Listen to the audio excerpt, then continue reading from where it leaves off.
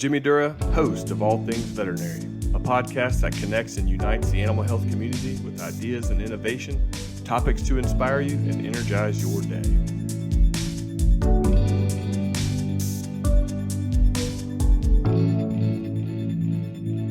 Hello and welcome to another episode of the All Things Veterinary Podcast. Today we are so excited to speak with longtime friend in the industry, Debbie Boone.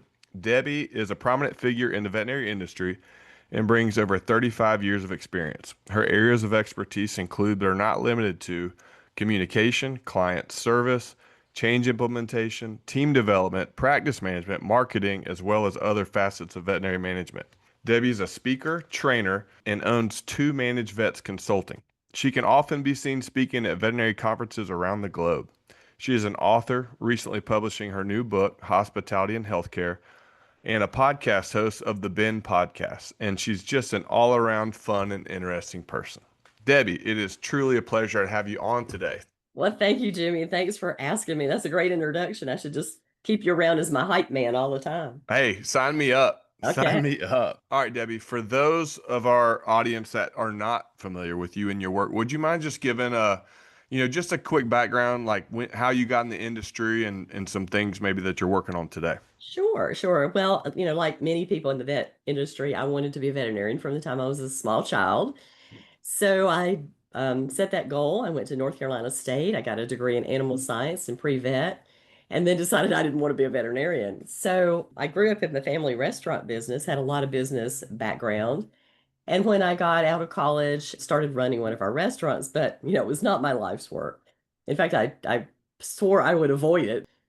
So I decided to go and try to get a job in a veterinary hospital, and I found one as a part-time receptionist, got my foot in the door, and then worked there for about 6 months, left, went to manage a jewelry department, and one day I sold one of my practice associates a watch. And I said, well, tell Dr. Cobb I said hello, and he went back, and the next day I got this phone call from the practice owner who said, you need to come and talk to me. My wife tells me I need a manager. She's really sick of me coming home every night at 10 or 11 o'clock at night, and I need a manager. I went, sure, okay. So I went over there and he gave me a job, and he said, I don't know what you're going to do, but here. That was my job description. That's awesome. I never had a manager before. So for 19 years, we figured it out, and I worked there for that long as the hospital administrator.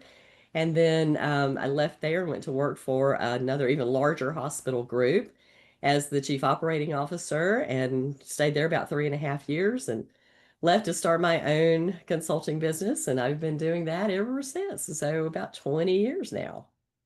That's awesome. You're right. I think at least 95% of us started out wanting to be a veterinarian, and then at some point either realized we were not able to be, or that wasn't the best fit, and now we're doing something else, but in the industry.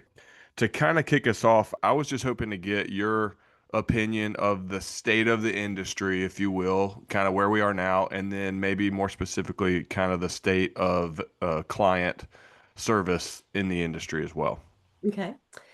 Well, I feel like veterinary medicine has always been a very stable industry, and we are going through some major changes. We had some severe staffing shortages, and now I have a fear that we're going to have a severe glut after we've opened up 13 new veterinary schools of veterinarians, but we'll see how that all plays out.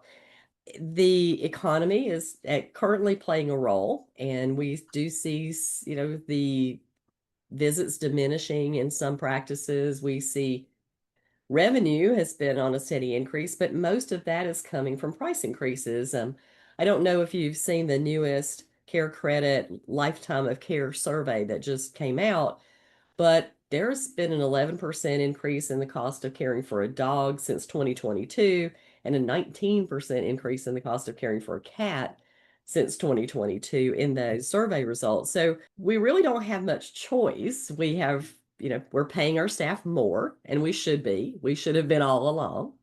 We have, our industry partners are raising their prices because they too are paying their staff more. There's a lot of more cost.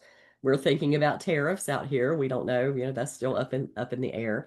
So we're dealing with all these challenges. But I've been doing this. You kindly said 35 years, but truthfully now it's been 40. And I've been through a lot of economic upheaval in my career. So we've seen a lot of these things before or very similar economic cycles before, and we always go through economic cycles. So I see right now that veterinary hospitals are kind of figuring out they've got to either figure out how to help people pay for the services at the cost that they cost, because they just do, and they also have to give an over the top experience to the client because people are becoming very judicious about how they spend their money. There's certainly, we fight social media all the time, but it's certainly, if we do a great customer service experience, it could be the greatest thing that ever happens to us is social media with people referring from social. So if we play the cards right and we create a great experience, it's a revenue driver into our hospital, a bonder of our clients to the practice, and we can manage the economic cycles and the economic challenges better than a practice that's not focusing on the customer experience. Love it. I mean, couldn't agree more. Helping clients pay, maybe that's a plan, maybe that's a care credit, maybe that's a scratch pay. Right now, there does seem to be this maybe gap or delta in the what it costs and what they think they're getting, or some combination. So yeah, it's kind of a reset moment, if you will. Wow, and that is a beautiful way to just jump into to kind of some questions specific on client service, because you're right. The client service portion helps bridge the gap so wonderfully. I tell a story to a lot of my clinics. My wife and I, when I got in the industry over 16 years ago, and we started, we had been taking our dog to a vet that was not a personal client of mine. And as I got in the industry and developed those relationships and others near my house, it was kind of one of those, Jimmy, why don't you bring your dog over? But I couldn't take Bailey away from our current vet because my wife always talked about Hannah, who worked up front, and said, no, she's just so great to us. There was no discussion of any other part of the service or the hospital. It was because Hannah knew Bailey's name. She knew my wife and I. She came out from behind it was all the client service. Oh, yeah. And for years, I mean, we finished out our time with Bailey there, and that was a strong bond. So, how would you describe, and this is a big question, but your overall philosophy and approach to client service in general, if you had to kind of start describing it? Well, for years I've trained client service, and I always think about it as a three-legged stool. So we anticipate, we personalize, and we observe. So when we're thinking about anticipation, this is what we're talking about with the payment options. We anticipate and put into place systems that say we know that veterinary care has become challenging for people to afford in one lump sum. Let us put systems in place and anticipate the needs of our client that they will need to figure out how to pay payment over time, right? Let's do that. Other things that we would anticipate is, the simple things like sometimes architecture. Where will people drive into the driveway? Let us make parking spaces wide enough to open the door so that you can get a cat carrier out of your car without banging the car next door to you. These are anticipation. These are thinking ahead. Let me think about, maybe, is there a website that we can send people to for information? Are there brochures or handouts or digital tools that I can use to do show and tell? Let me anticipate what I might be able to do to help somebody that way. And then personalize it. Just what you said about your wife and Hannah. She knows you, your name, probably your children's name, where they go to school, makes a remark about it, remembers the dog, remembers what was wrong with the dog the last time it was there, or if anything, ask about the vacation trip you took because you boarded the dog there. So all of those things are personal, and they're not just, how can I help you today? Why is he here? Which is what we typically get in a poorly trained front desk staff that just wants to move people through a pipeline rather than really creating an experience for them. And then observation. We watch people. We are instinctively experts at reading other humans' body language. However, we got lazy and we don't pay attention, and we don't act on it. So if I am going to give a great service experience and I look over into the lobby and I see a client and they've been pretty calm, but all of a sudden that foot starts to wiggle and they start to look at their watch and they start to look up at the clock, then rather than going and hiding around the corner, which is my instinct to avoid conflict, I instead would come around the corner and say, I am so sorry this has taken longer than we planned to get you into a room. Can I bring you a cup of coffee? Would you like a magazine? Can I give you a tour of the hospital? What can I do for you to occupy you? Do you need to leave? Do I need to reschedule you? Is it causing you problems? So let me go move into a situation rather than avoiding it. Why? Because I observed that it was happening. And we don't tend to do that. So it's really not that complicated. It has to do with having your radar fine-tuned onto the peopling part of our business. Love it. And I want to call out a couple words from your book that you reminded me of. I'm going to ask you about the book later, Okay. but you kind of touched on this, and I love this was gold out of the book. You put in your book, Hospitality and Healthcare, you wrote, great service paired with great products is worth the wait. And then another point you touched on, in today's world, people are rarely served well. We go through our days with silent, unsmiling people shoving bags out a drive-through window at us, being ignored by retail workers who are afraid we may ask them a question, and being talked at by medical professionals who are speaking jargon and using I wrote chicken scratch here and using terminology we don't understand. Couldn't read my own writing. I mean, Debbie, how often do we go out in the world and we expect people to be rude? We're going out as customers or consumers or clients, and it just feels to me, maybe I'm hyper into it, that the expectation I have is so low that when someone does what you just described, can I get you a cup of coffee? It's hot out. It's July. Can I grab you a water bottle from the fridge? Or, gosh, hey, Miss Johnson, I know you've been out here a little bit. We're slammed today, as you can see, but we're gonna be with you shortly. Just a touch base. That is that like that mindset and mentality that as the client, I'm like, oh wow, whoa, thank you. It's just it stands out so much, It you does. know? It does. It's that little 1% change that is so different because you're right. We go out not expecting rudeness, but expecting mediocrity because that's what we get most of the time. It's just mediocre. And people don't really do anything great, but they don't really do anything bad, but they don't wow us with anything that they do. So when someone does an incrementally small thing, like coming around and acknowledging the wait, or look, see if the client is wandering and looking for something, like, what can I help you? I see you're looking for something. What can I help you find? Those kind of things make all the difference in the world. And just, the remembering people or knowing people. We used to make notes in our charts about people and about like their kids and where they were going to college and things like that, and where they were going on vacation so that we could talk about that the next time they came in. So how did that trip go? Those kind of things that personalize the visit for people. And what happens is we develop great trust because we've developed friendships. And a lot of times people, you're just hearing a lot of client bashing these days. And instead of looking at clients like the enemy, let's see how we can engage them as a friend.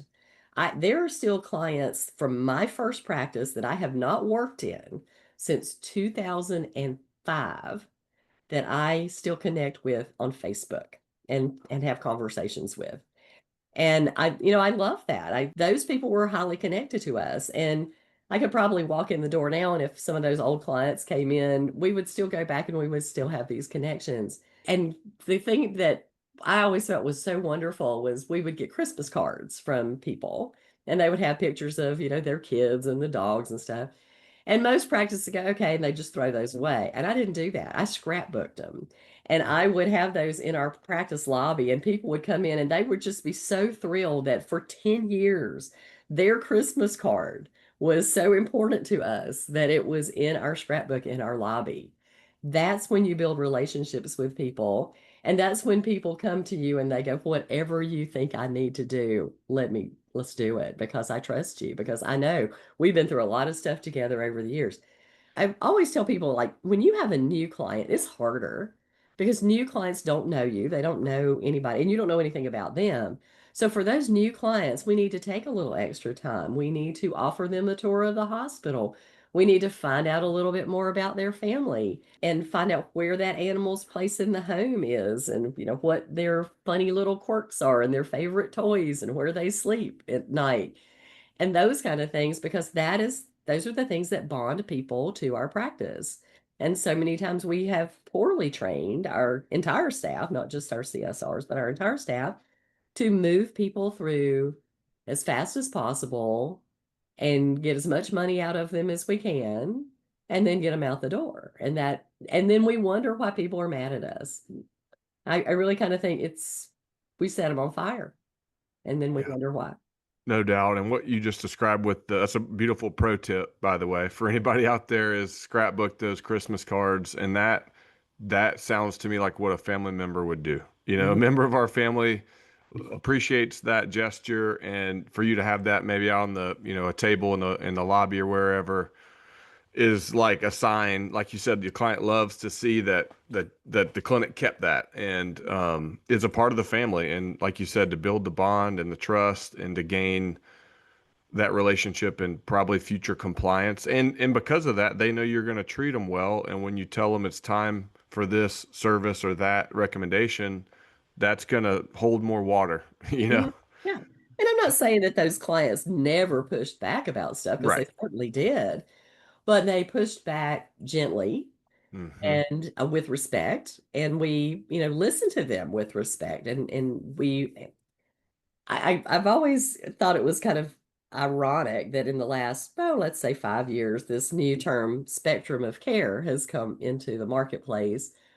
But if you've been doing it as long as I have, spectrum of care is not new. Spectrum of care is what old school vets have been doing Yeah. since they walked out of the door of vet school. And that is finding out where the person in front of you has the ability to pay for what they need or for what you need to do for the animal, up to the point of where they can't anymore. So let's do what we can as best we can within the means of the client in front of us.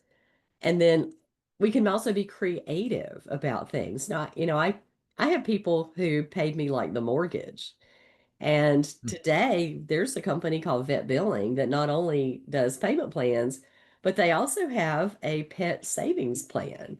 So we could be talking to that about clients, with our clients, and say, look, here's this lifetime of care study that just came out from Care Credit. And I mean, it could cost you up to $61,000 to look after your dog in 15 years of life. And do you need a plan for that? Because maybe you want a savings account. We have a tool for that. Maybe you want to get pet insurance. Here's a way that you can go and find out about pet insurance. We need to be helping people. That is our job, is to educate people. And that doesn't just mean about, how to take good care of their pet. That means about how to take good care of their pet and afford it. 100%. And when you're describing that, me as a pet owner myself and a client, I feel like you're asking me kind of to be a part of the solution, kind of collaborate with you. I get to have ownership in this, Yeah. not a you versus me scenario. Maybe it's here's black and white what it is or what it could be, and we want to help you take the best care of your baby. So where are you? What's the plan going to be? Yeah. Yeah. Listen, Um, I feel like just one of the things that makes clients the most angry is being blindsided. mm. And we have a tendency, just as human beings, to avoid conflict. And I just got through doing a presentation for AHA about talking about money. And sometimes it's how we were raised. We think money is evil, right? You don't talk about how much people make. You don't talk about how much they paid for things. And especially in the South, that's just tacky. We just don't do that in the South. So we have this kind of innate reluctance to talk about money, but you're a sales rep. You got to talk about how much things cost all day. I have to talk about how much my services cost with clients. And we have to train ourselves to be comfortable with these conversations. And our clients will be glad. Our clients will be glad that we have anticipated a need for them and are working to be helpful rather than just making them feel guilty about not affording everything. And even if they can afford it, they still appreciate that we recognize it and we try. Here's another pro tip you made me think of earlier, and it's how you got in the profession. And I love when clinics do this. Go out in your community, consume, buy, and eat at a restaurant. Just watch, and there are people with a spark in their eye, and they might make a great person on your team in some capacity. They're out Yep, there. they Because, are. because I was gonna, and kind of on that point, I was gonna ask you, how do you find those people and train those people to care? Like you were describing earlier, like, can I get you a glass of water? To make that eye contact, like it's hard right now. It Yeah. always has been, but it feels like even more so today. It is. And I feel like sometimes it is just having people, first of all, you have to hire people who like people. And so many times in vet med, our first line on our application is, why do you want this job? And it just goes, I love animals. I don't like people. Like, reject. I'm sorry. This is a people business. And so, especially on your front desk, we need people. And we also hire the front desk people a lot of times thinking that they just want to get in the back. And so if you're hiring somebody that's just they are not because they're committed to it, but just because they want their foot in the door to go into the treatment room, you're not hiring the right people for the front desk. You need to hire people who enjoy working with the public. So I've always found like bartenders and servers and people who've worked retail are great in that role because they do enjoy the interaction of the humans. And then the medicine stuff you can teach. If people have the right attitude, you can teach them anything. So let's just teach them. But it goes back to also the mission and purpose of the hospital. And so many hospitals that I go into, I go, do you have a mission statement? They go, yeah. Well, how did you write it? Well, I saw this other website and had it on there. I kind of copied it from that. That's not gonna get it. You have to you have to come at a mission statement from the heart. And why do you do the things that you do? And then you talk about that a lot in the team. You talk about what it looks like to serve people well. You talk about how we care about the people and the animals in our world and how we're here to serve. And then people are more likely to follow that mission. And then you have core values. And this is kind of the foundation of a good hospital. But I think we kind of do it, make a checklist, say we did it, and then we don't utilize them. And we need to make sure that we're bringing them forward, that we're using them in our job interviews and asking people good questions. We'll ask people like, where do you want to be in 5 years? Well, I've always called this the prince and the frog because, you can kiss a lot of frogs and they're going to say they're turned into a prince. But when it turns out you just kissing a lot of frogs. So we got to ask people how they behaved in the past. So my favorite question for like CSRs has to do with tell me, about a difficult customer that you had. What was the story behind that? What were they upset about? And then what did you do about that? And then how did you handle it? And then what was the outcome of it? And sometimes you'll just say, oh, well, I just turn it over to my manager. But I really am looking for people who have autonomy, who said, well, I understood that she was just upset because she was stressed because her animal was ill. And so I just let her talk for a little while and then I empathized with her and then I said this, and this. And then she calmed down and then we moved forward. That's what I want to see, right? Tell me a story. And we don't ask good questions. We just are, asking, can you do this? Can you run the computer? Do you know how to use a phone? Those are tasks, but the tasks are easily taught, but the soul of service is not taught. The soul of service is instinctive. I agree. My brain's going in 80 different directions, and I'm making notes furiously because I want to touch on a couple things that you brought up. One is your mission, vision, values, etc. You're right. I mean, I see it all the time, and it's understandable. I've thought about this. So many vets, especially if they're starting a new hospital, we'll sit down for coffee and kind of get in the game plan and talking about the team and what we're doing. And I'll ask him kind of what the mission is. What's your mission statement? What niche are you going to fill? How are you going to differentiate? And I think part of the challenge is when you become a veterinarian, the mission's obvious to some degree. You know, the execution, the thing we're here to do. If you don't know that when we hang vet clinic or animal hospital outside, I mean, something's wrong with you. Mhm. But we have to go deeper. We've got to know, and the reason we have to go deeper is it's hard work. There's a lot of reasons. We all have a mission in life and God-given skills and talents and abilities, but when it gets hard, when it gets busy and tough at economic times, maybe during a pandemic, you as an employee myself or a member of a team, you cling to the mission when things get hard and you want to follow that leader who's clear on it and believes in it because there could be some days you just don't want to show up. You want to hit the snooze, you want to call out whatever it is. And I think those types of leaders do attract those types of people because we all want a mission we can buy in and follow. But I think it's hard to create that because our goals are pretty similar, when we open a hospital. Well, you would think that, but the truth of the matter is that people don't dig deep enough when they're doing mission vision. They it's very cursory. They look at we want to give great service, we want to do great medicine. Affordable care. Yeah. Well, the problem with that is that's what we do. It's not why we do it. And Mm. I'm a big advocate for doing the exercise of Simon Sinek, the golden circles. Are you Mm-hmm. familiar with golden circles?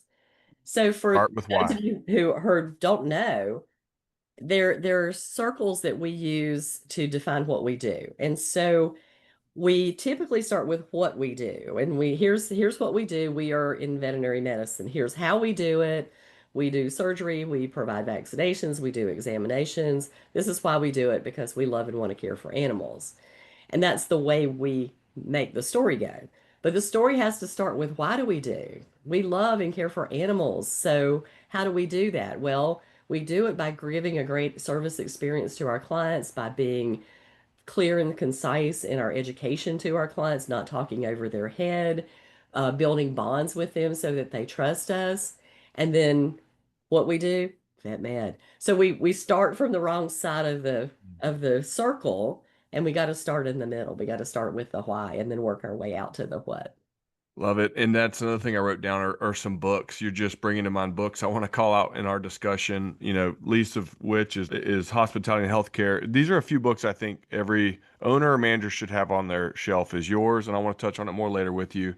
I know in your book you alluded to that Simon Sinek book, Start Yeah, with start Why. with why. But yeah, it is training a philosophy of service. Mm, And I say service, not subservience, because there is a great deal of difference in that.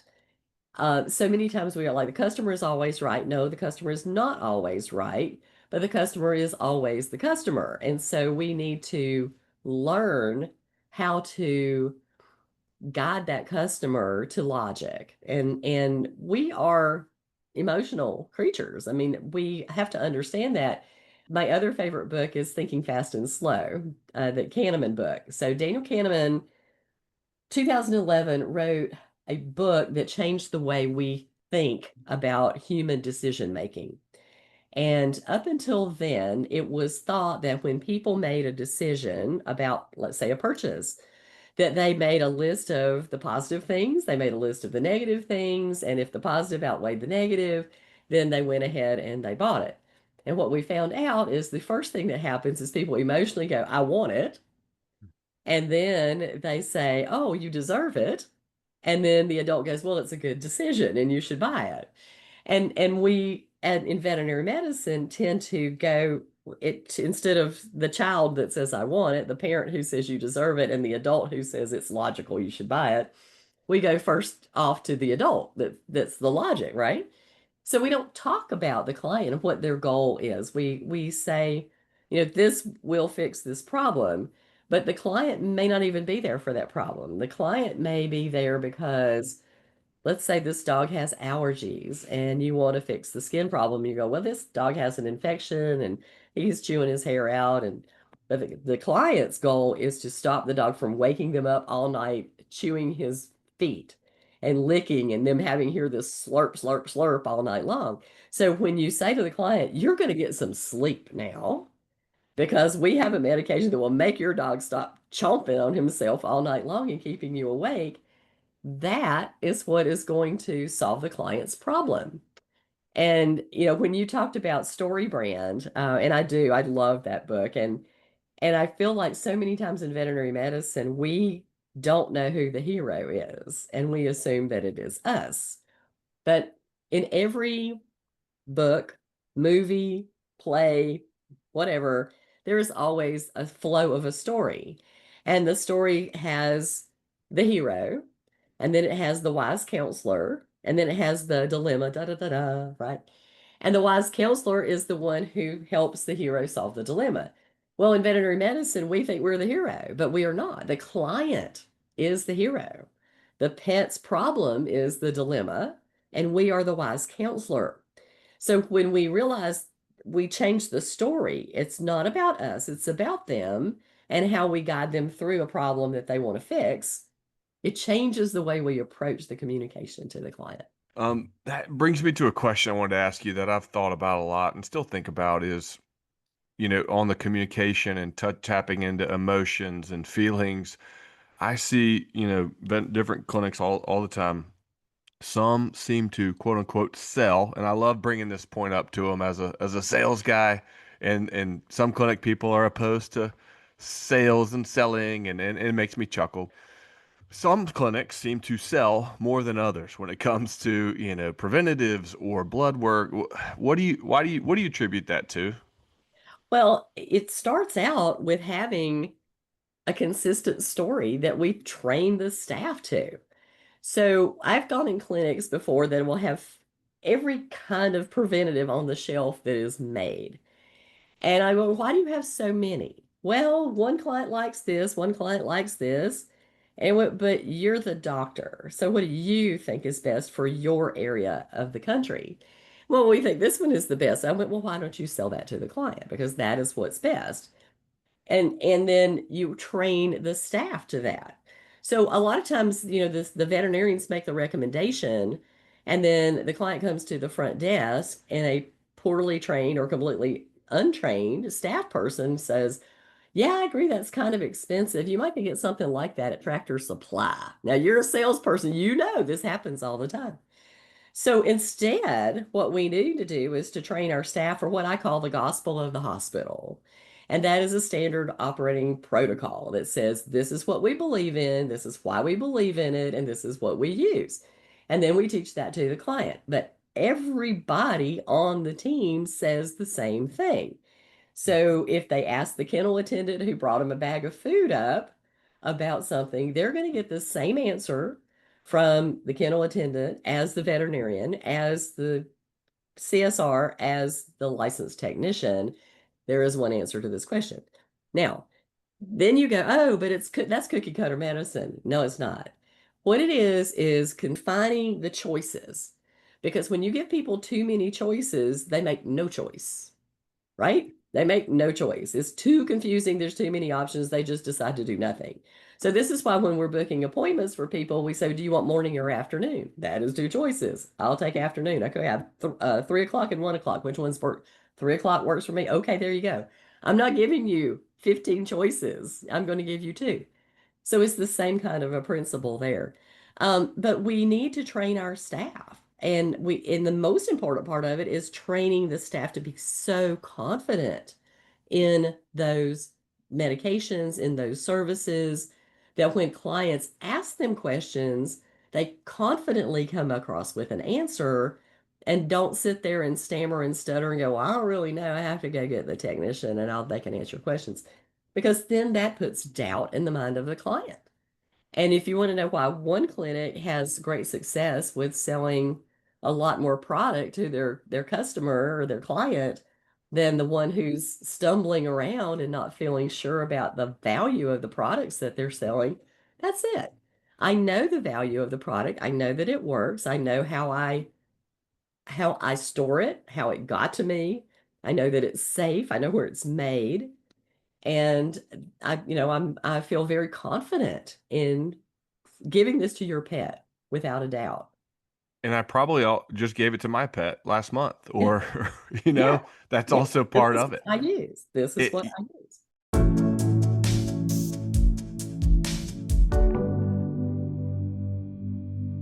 The All Things Veterinary podcast is sponsored by Patterson Veterinary, supplier of products, equipment, software, services, and essentials for your practice. Patterson goes the extra mile to make sure you get what you need quickly, develops ways to help your practice run a little better, and backs it all with legendary customer service. Find All Things Veterinary at pattersonvet.com. Like you're describing earlier on recommendations and just conversation with clients, words matter. Are there any just common mistakes you see clinics making in terminology or how they phrase a recommendation, or, any kind of low hanging fruit of things to avoid or make sure you do type of things? Well, I think one of the things, especially on the front desk, is when people call up and they have a medical problem, and the front desk says, "Would you like to make an appointment?"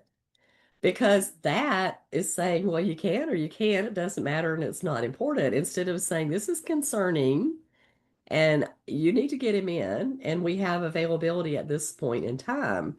Because we have to remember that our first job is to advocate for the patient. And that sometimes involves pushing the client a little bit because the client, again, as we have just said, doesn't live in our world, doesn't know what we know. And when we are more definite, then the client, oh, you're really sure? Yeah, this is worries me. I've seen a lot of this stuff go south, and I don't want you to be in that situation. Let's take care of it now before it gets worse. Let's fix it now. So I feel like creating a sense of urgency with things rather than going, would you like to make an appointment? Leaves it as an option. But my other one is, I recommend, and I would say, and rather than I recommend, which is it's nice to have, would be more like he needs this. This is what he needs to fix this problem, and that's more definite. Again, it's saying I'm confident in what I am recommending to you or what I'm offering to you, and that I don't consider it to be it's nice to have. I mean, you can say, I recommend he get a dental within the next 6 months. Okay, that's fine. That is forward thinking strategy planning. But if something is sick and needs something right now, it's like your pet needs this. He needs to get in. He needs this surgery. He needs this thing. Yes, Yeah. I like that. Um, I want to ask you about your book a little bit, Okay. kind of transitioning over here. How was this as a project, as a undertaking? I mean, I'm just curious how was it to bring this recent book to life? Well, I tell people, most people think, oh, you get months and months and months to write a book. So it kind of came about randomly. Now, I had this book in the back of my mind for probably 10 years. I knew what I wanted to say. I kind of had it mentally in order. And I had the opportunity to work with Care Credit just kind of randomly out of the blue. And they said, Brenda Andreessen, who is a friend of mine, who is one of the owners of Stevenson Associates, says, I think that this book that you talk about, we just had coffee one day at AVMA, just having a cup of coffee. And I said, I've got this book in my mind. I think that would really help veterinary medicine. And she was like, oh my God, I think you're right. So 2 weeks later, she calls me and says, Care Credit wants to sponsor your book. Then she says, do you think you can have it ready by AVMA? And I go, sure, having no clue what is involved in the publishing and writing of a book with a publisher. Sure, I can do that. So I How actually long was that period of time? it was about 9 months period of Okay. time. So I think I have plenty of time. And so I reach out to a friend of mine who is actually a publisher, and I go, okay, Bridget, I want to publish this book. And she goes, great.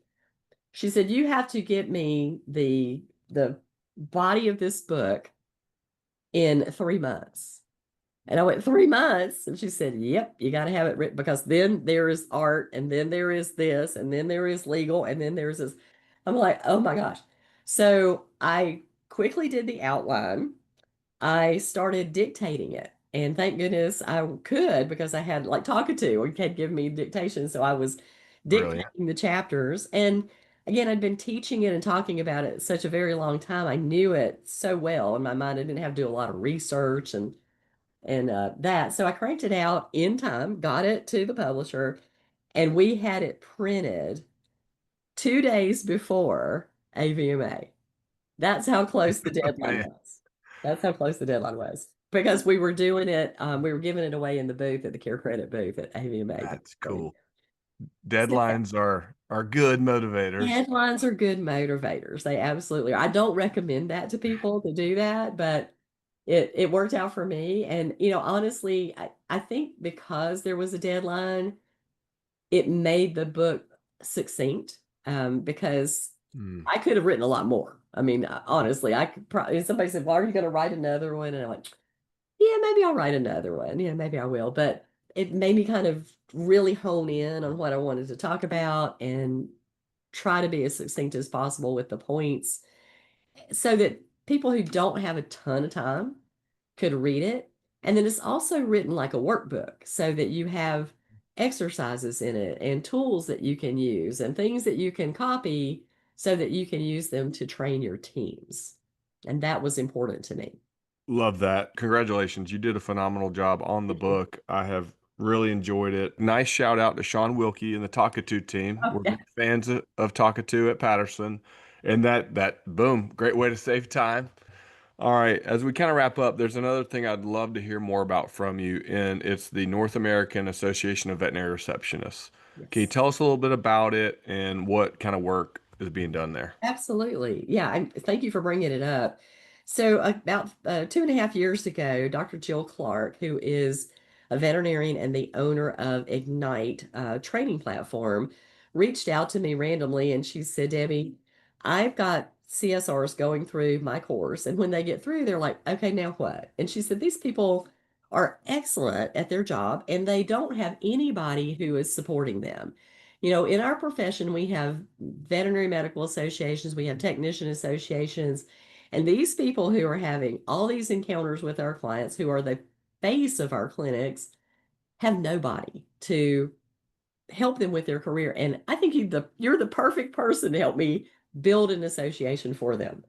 And I went, I could do that. Sure. Now, having no idea what is involved in building a nonprofit, but hey, what the heck? Let's just say yes and jump into it. Love it.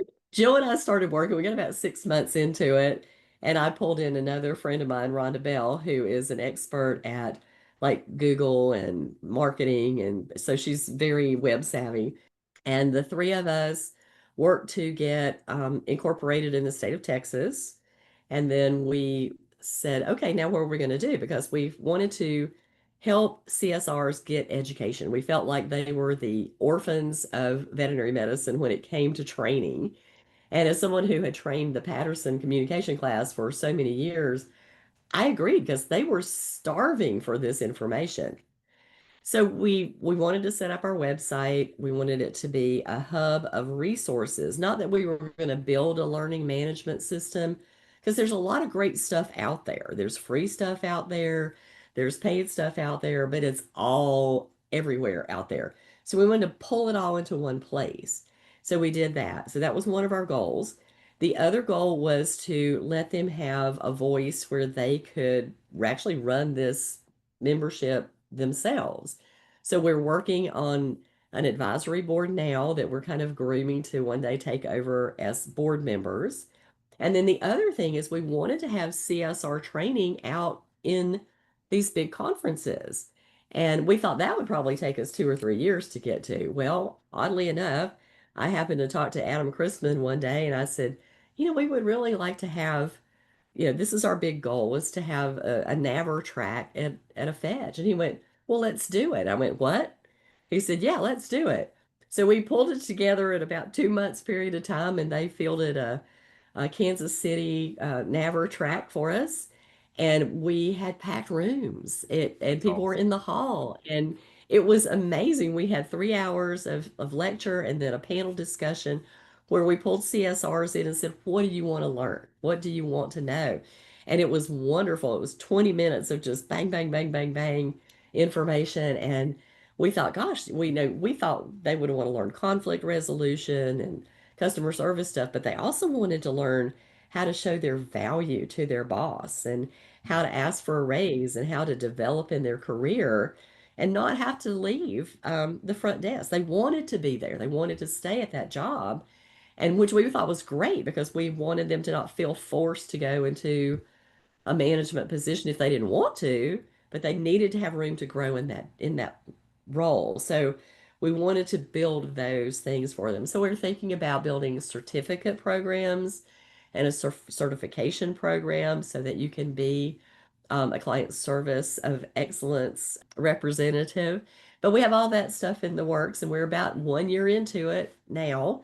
We have over 400 members, and we have 72 hospitals so far that have joined. So you could join as an affiliate because you don't work the front desk. But if you do work the front desk, you can be a member. And it's only $25 to join. We didn't want to have a high cost because we know that CSRs don't make a lot of money. And if their boss wouldn't afford to pay for them to be a member, then we wanted them to be able to do it for themselves.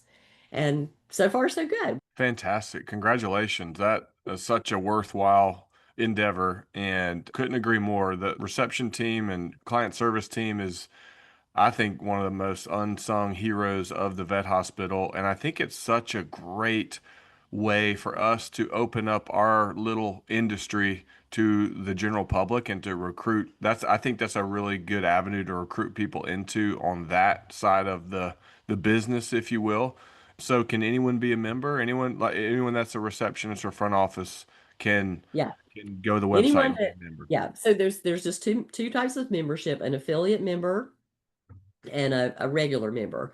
So the regular member, you have to be working at the front desk currently in your role. Now you can be a lead CSR, but we want you to be actively working in the role so that you are understanding of the pain points. But like me, if I haven't worked in that role in a long time, or you can be affiliate member. So just as a supportive member, and everybody has access to the training because we put the training in front of the paywall, and everything that's member only is behind the paywall where they can contact each other and they can get this career development stuff that we're building for them. I do want to give another quick shout out to the Ben podcast, also a fan. And if for those who are not familiar, we'll put a link on this conversation in our show notes to check out. You've had some really, really entertaining and interesting guests on there, and that's a really neat resource as well.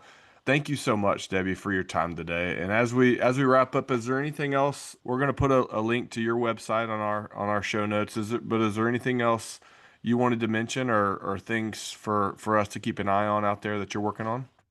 Well, I will say that, I traded your front desk to do great service, but it's kind of the way we think about it. But your entire team is a customer service team. And the experience that a client gets all the way through your hospital and back out is not an expense that you go, oh, well, I've got to train the team and it costs me money. It is a revenue driver because the better experience a client gets, the more accepting they are of the services that we provide. And the other great outcome of that is they also become less difficult to manage and it becomes more enjoyable to work there. So anybody who focuses on great client service throughout their entire hospital, and the other part of great client service, which I also mentioned in the book, is serve each other as well as you serve your best client because the team is important. And when we're serving our team well, then they're coming out to that client with a great energy and a positive vibe, and clients pick up on that. And it makes it a really enjoyable place to work. And we can't wait to get to work rather than dreading coming to work. That's awesome. Thank you. Well, thank you so much for your time today, Debbie. We really appreciate it. It's been a treat. You're welcome. Thanks for having me on and mentioning the book and the band.